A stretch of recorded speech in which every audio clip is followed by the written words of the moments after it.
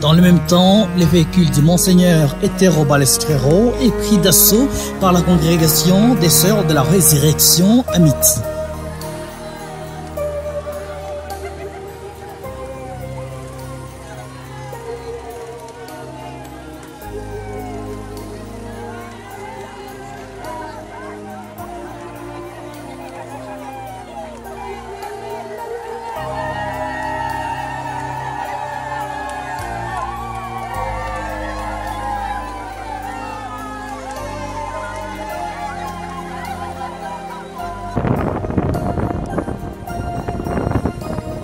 Sans plus tarder, direction au monastère Notre-Dame de la Clarté-Dieu à Mourissa.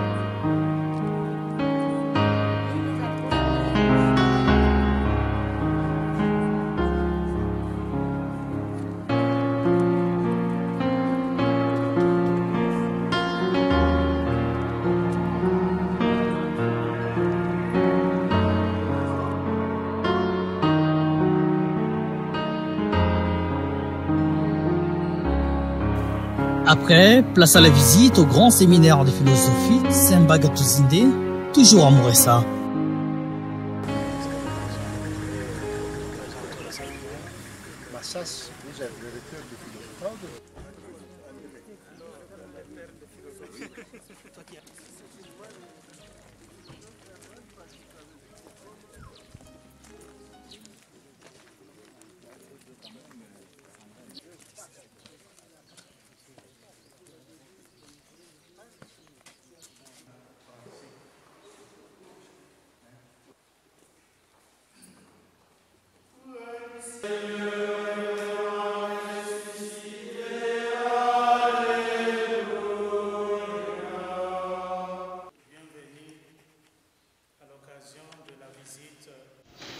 Soyez le bienvenu.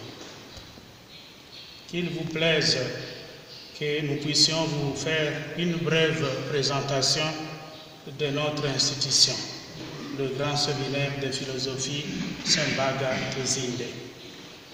Présentation.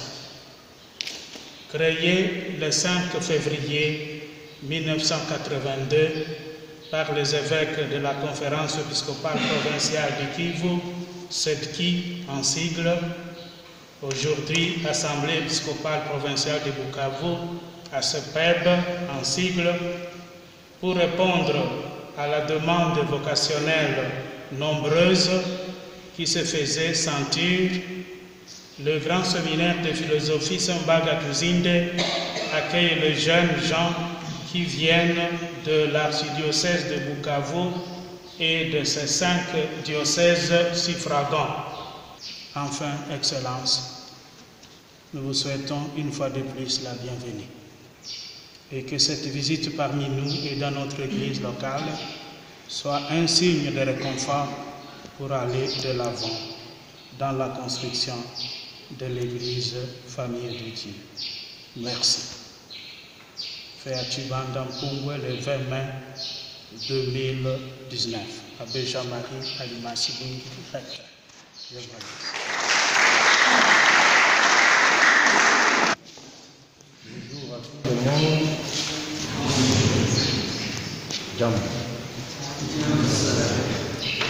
Je suis heureux d'être ici, de connaître, de voir. C'est une autre chose, non? On connaît mieux ce pour lequel on vit. Parce que ma vie ici, c'est pour vous. Enfin, ma vie ici, c'est pour le Congo. Je viens d'autres réalités, d'autres situations, mais je suis très heureux de partager avec vous et je vous offre ma vie, enfin pour vous. J'offre mes activités pour le prêtre, avant tout, pour les évêques, bien sûr, du Congo.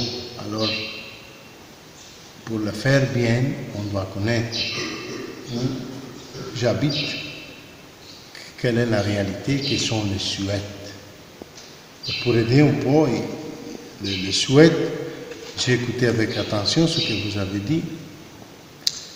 Vous avez mentionné surtout 2 souhaits, si je comprends. Aider pour la sécurité, aider pour le financement et la formation. Alors, je vous dis quelque chose de laquelle je suis très convaincu.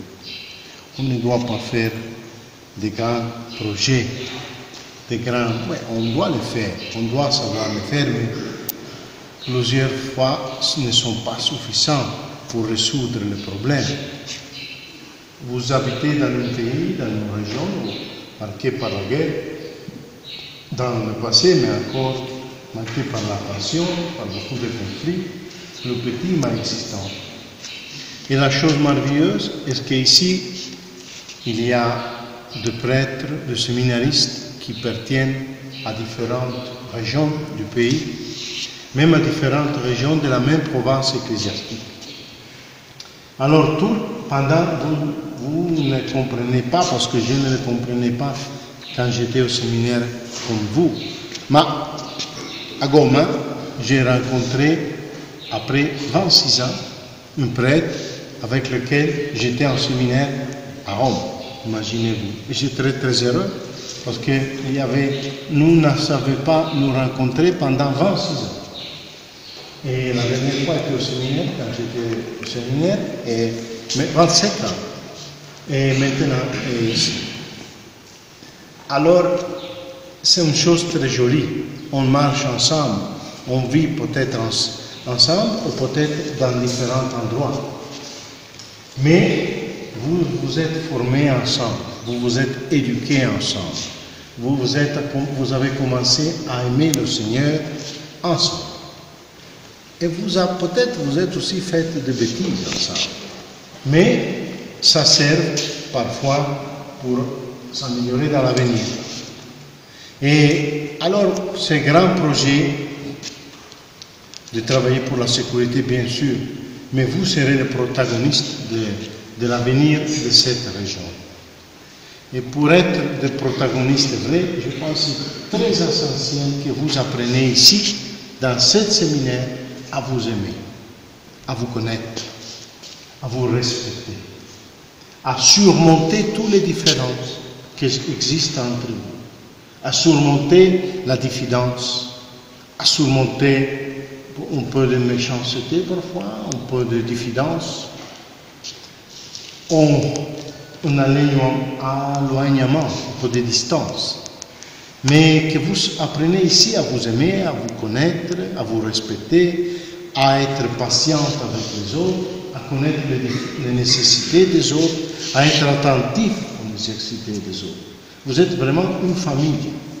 mais pas un conjoint seul de personnes qui veut devenir prêtre, parce que chacun a son projet de sacerdoce.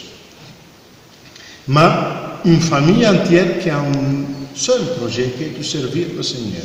Ça doit être le seul vrai projet qui se trouve dans le cœur et dans la vie de chacun de vous. Servir le Seigneur. Donner votre vie à lui.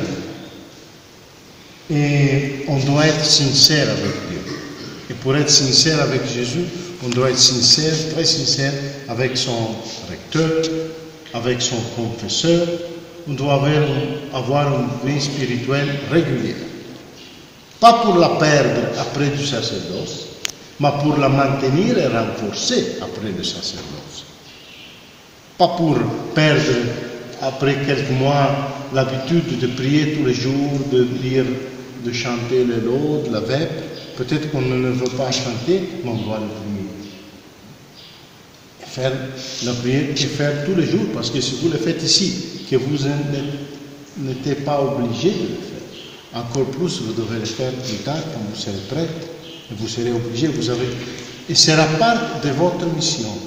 La prière, c'est la part plus importante de votre mission comme prêtre. On ne perd jamais du temps quand on prie. On fait quelque chose de subsidiaire. Mais il fait le cœur, il exerce le cœur de sa mission sacerdotale, prier. Alors dans le séminaire, on doit apprendre à prier, à devenir ami de Jésus. Il est ici dans le tabernacle, il est avec nous. Il vous visite aujourd'hui à travers ma personne, mais il vous anime tout à être ses amis, à devenir plus ses amis. Et chacun de vous doit construire une amitié avec lui. Ça va vous servir toujours, l'amitié avec Jésus. Parce que c'est seulement l'amitié avec Jésus qui nous apprend à être amis entre nous. Si nous avons une vraie, une forte amitié avec Jésus, même si un jour vous ne serez pas prêts, mais vous serez de bonnes personnes, vous serez capables de vivre bien. Et vous serez des signes positifs dans la vie. Mais le prêtre doit donner un exemple de donation, de générosité, d'oubli de soi-même pour les autres. Et pour le faire, c'est essentiel, indispensable, avoir une relation très solide, très forte avec Dieu. Sinon, on commence petit à petit à se reprendre ce que nous avons donné au Seigneur le jour de notre ordination. On commence à me reprendre un peu du temps. Après, je commence à me reprendre un peu de générosité. Après, peut-être, je commence à me reprendre un peu de même argent. Après, je commence à me reprendre le célibat, la chastité vraie, bien vécue. Ça sont des choses qui ne doivent pas passer. Ça signifie abandonner, n'avoir pas de femme. Il n'est pas acceptable qu'un séminariste a des fiancés pendant son temps dehors du séminaire. Et on doit être sincère et on doit être capable de commencer depuis le début à s'éloigner de toutes les tentations. Ça, c'est parce que seulement comme ça, nous sommes après capables d'être vraiment prêtres, des pères spirituels. Nous ne devons pas être prédateurs des autres personnes, des femmes qui viennent chez nous. Nous devons être des pères, des conseillers. Nous devons être des amis, des familles. Alors essayez vraiment à vivre avec cet compromis. Et aussi le compromis que je disais au début de l'amitié entre vous.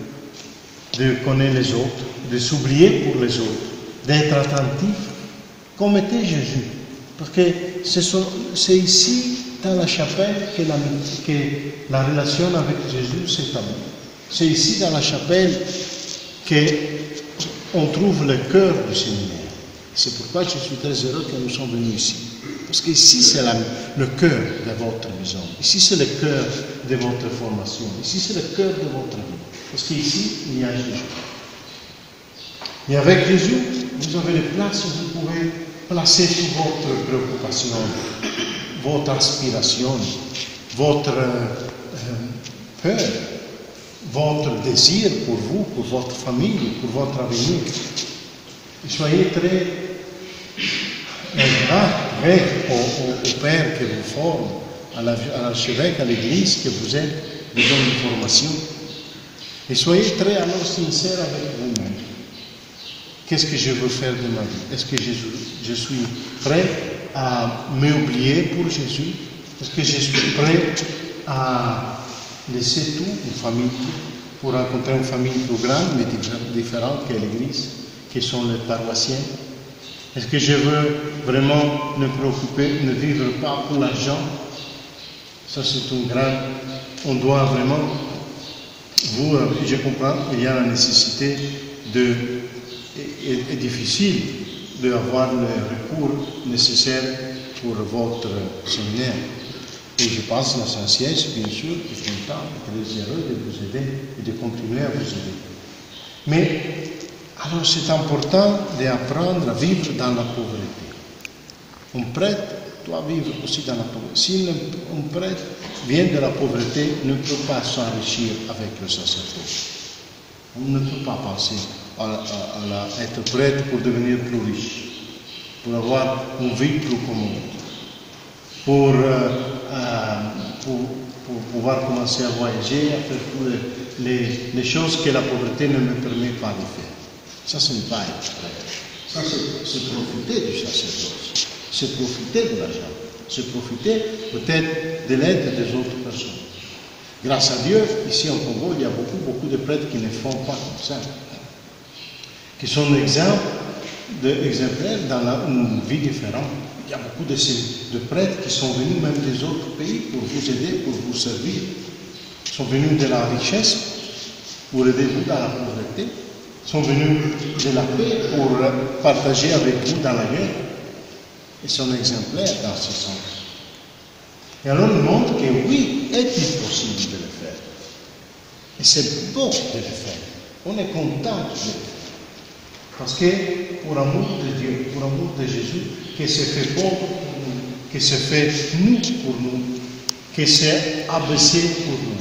Et c'est Jésus s'est abaissé pour nous, et il est toujours dans le tabernacle, où il s'abasse toujours, et il reste toujours là, en nous attendant. Nous ne pouvons pas être prêtres, c'est-à-dire autre Christ, si nous ne sommes pas capables, si nous ne voulons pas nous abaisser. Nous ne voulons pas perdre pour gagner plus que gagner Dieu, que gagner la vie éternelle. Alors ici, dans cette maison, on apprend à s'abaisser. Et si on apprend vraiment à le faire pour amour de Dieu, après, il sera capable de construire un monde plus sécure. Il y aura beaucoup plus de sécurité ici, parce qu'il y a beaucoup plus de respect ici. Parce que les gens, en vous regardant, apprendront que oui, est-il possible de vivre bien? Ça, c'est le grand témoignage que vous devez donner. Si on veut construire la paix, si on veut construire la sécurité, on doit montrer qu'est-il possible d'aimer dans le respect et sans faire la guerre, sans un haine. Et c'est à nous, le prêtre, à commencer à vivre comme ça, à être un exemple vivant, que oui, est-il possible de vivre comme ça? Est-il possible d'aimer les autres? Est-il possible de s'oublier pour les autres? Est-il possible de partager notre pauvreté avec les autres?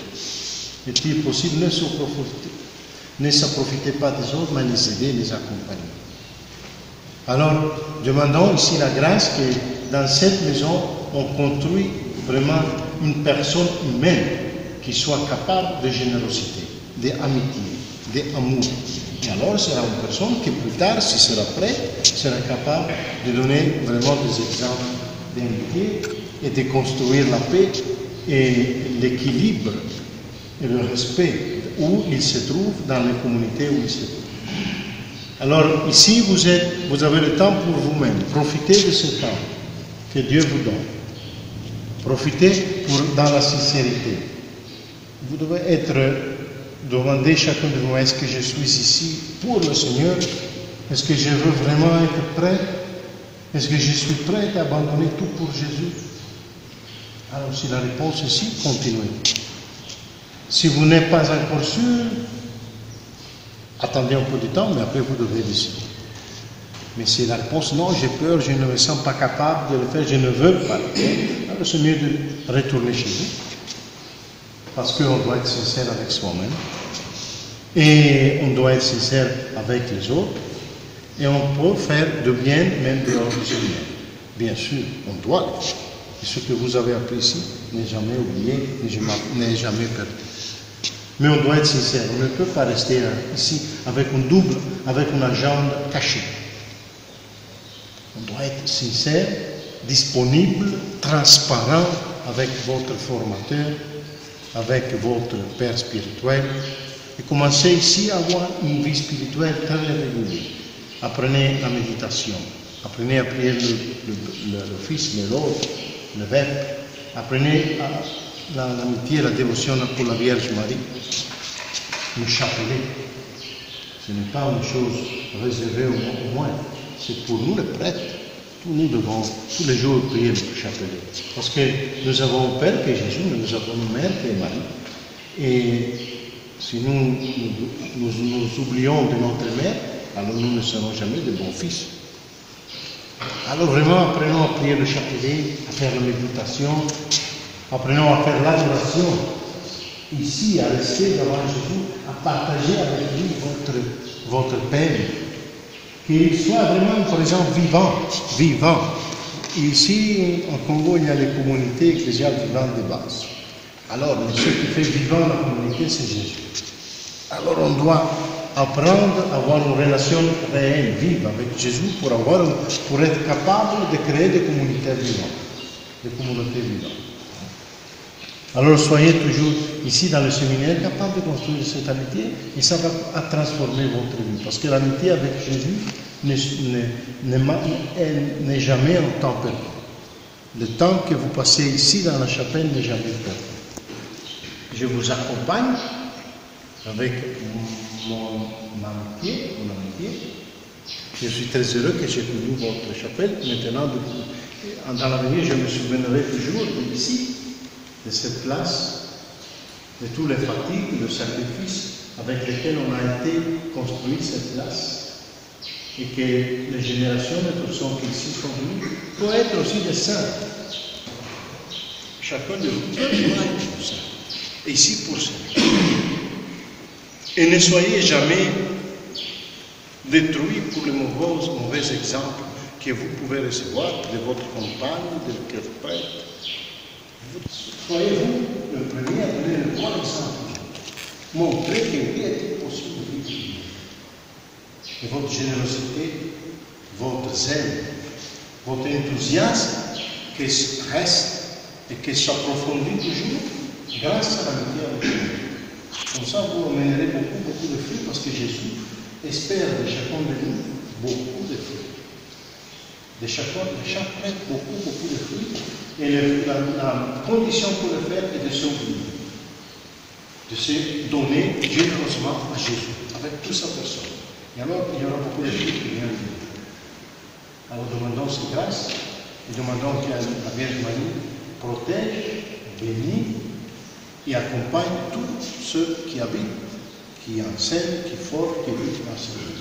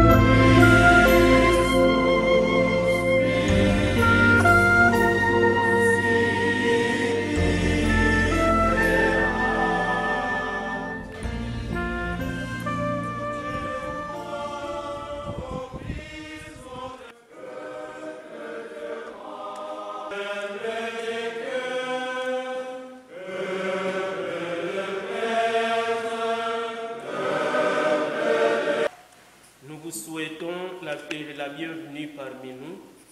Vous êtes les pasteurs qui visitent ces brebis et leur apportent le message de paix du Christ ressuscité. Nous accueillons